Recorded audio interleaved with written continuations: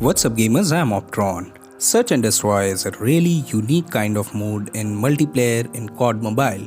It requires a different kind of skills and strategy to win this game. And if you're watching this game, you might want to improve your S&D gameplay. So before we begin our tip and trick section, we are gonna see and I'm gonna share actually some of the observations which I had during the grinding and making of this video. Always use the current meta and the guns which are insane and close to mid-range in S&D. This is always helpful, and if you're using sniper, using the FMJ is always recommended. Always keep 2 to 3 different loadouts for S&D with the combinations of these perks. Now let's begin the video. Tip number 1. Always place trip mine at the most commonly used ways and in a manner it is not visible to the enemies directly. Let me show you a situation. Now here I'm gonna place the trip mine to one of the most common ways from where enemies can rotate. Now there are 3 ways in this map from where enemies can come. 2 of them were covered by me and my teammates, and here I got one of the kill through the trip mine. Now if you're fed up of triggering the trip mine, here's how you can save yourself. Use the hardwired perk in the green perk section and you are good to go. You will no longer be triggering the trip mine anymore and you can surprise your enemies like this. Moving on to the tip number 2. Situation is, if you already know the location of enemy, what would be the best way to kill them? If you have lethal and tactical weapons left, you can throw onto them, but most important thing is always use pre-firing when you are engaging them. So this pre-firing thing works 90% of the time and this will extract you the kill. Moving on to the tip number 3. Always choose the unexpected ways to go towards the bomb plant site. Now what happens in S&D is there are pro snipers and some of the players who do hard scoping. What is hard scoping? Hard scoping is something like you switch on your ADS to open your scope and you keep on watching here and there, and if someone comes into your scope you immediately neutralize him or her. So using the unexpected ways will save you from hard scopers also, snipers also, and you can easily plant the bomb. Now moving on to the next tip, we have tip number 4.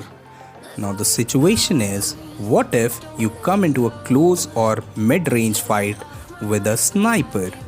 The biggest enemy of a sniper is the smoke grenade. If you comes into a contact with a sniper in a close fight or a mid-range fight, always use the smoke grenade and 90% of the time you will get the kill.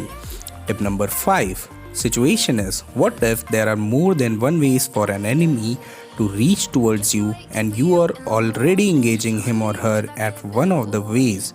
Now here what happens is 70 to 80% of the time, if you're engaging the enemy at one way and if there is another way to reach towards you, the enemy will definitely rotate. So be ready and start giving pre-fire to the other way.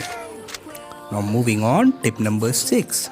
The situation is, what if you have to defuse the bomb but enemies are nearby? In this kind of situation, most of us, what we do is we start panicking and we try to defuse it as soon as possible.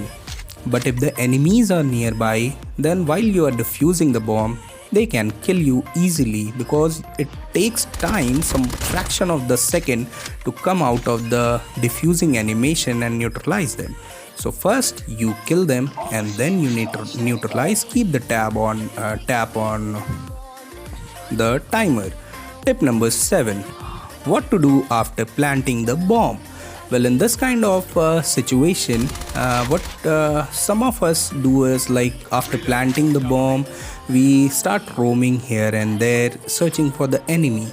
But this you can use the situation you can use to your advantage, because you already know the enemy will definitely come here. So wait and then neutralize him. Situation is tip number 8. What if you encounter two enemies at the same time? Well, in this kind of situation, consider yourself 50% dead.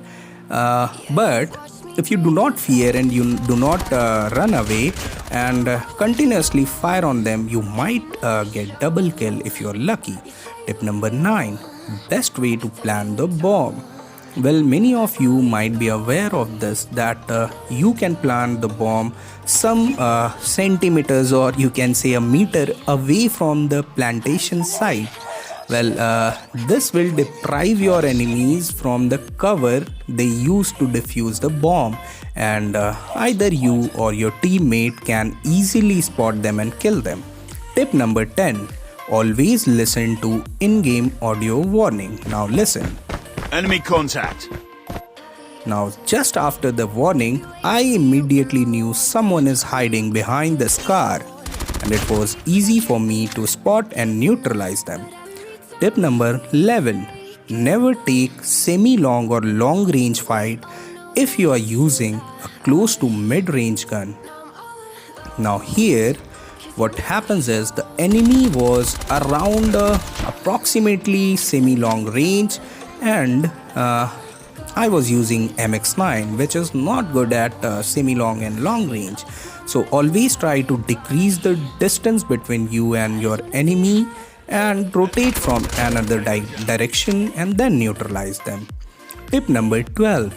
Situation is, what if you get into a lobby where enemies are using lethal and tactical weapons a lot? Now here, that observation which I told you at the beginning, here that thing will come into handy. If you are keeping 2 to 3 different loadouts with different combinations of perks, then it might come into handy. Now here you can use the flak jacket, the loadout in which you have set your flak jacket as the red perk, that you can use it to your advantage.